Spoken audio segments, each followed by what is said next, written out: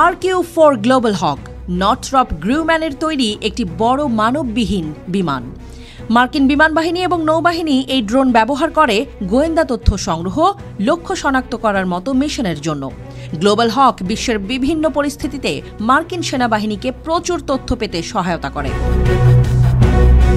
এই ড্রোনটি প্রথম তৈরি করা হয়েছিল 1995 সালে। নভেম্বর 2001 থেকে এই ড্রোনটিকে বিদেশে বাস্তব পরিস্থিতিতে ব্যবহার করা শুরু করে মার্কিন সেনাবাহিনী। RQ-4-এ আর এর অর্থ হল রিকনেসেন্স বা পুনরুদ্ধার, কিউ মানে এটি মানবহীন। গ্লোবাল হক অন্যান্য ড্রোন থেকে আলাদা। এটি রেথিয়ন এবং হিউজের বিশেষ সরঞ্জাম ব্যবহার করে।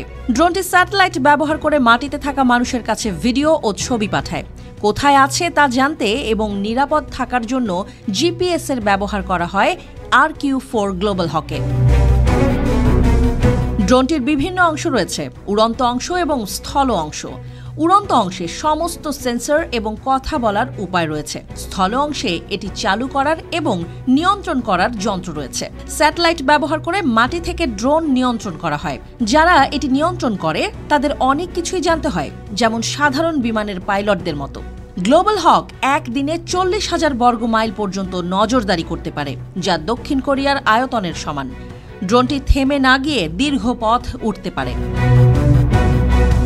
গ্লোবাল হকের বিভিন্ন সংস্করণ রয়েছে, যাকে ব্লক বলা হয়।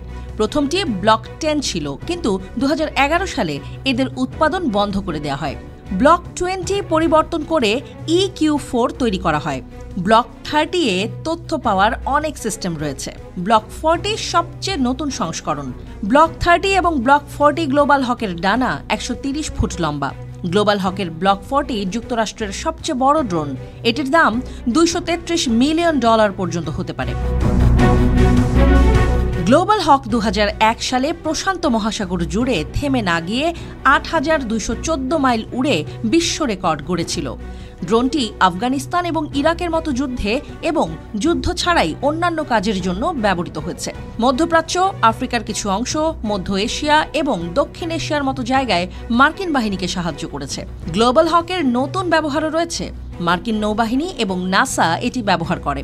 মার্কিন নৌবাহিনীর MQ-4C ট্রাইটন নামে একটি সংস্করণ রয়েছে, যা ভিন্ন কারণ সমুদ্র এবং উপকূলের উপর দিয়ে উঠতে পারে।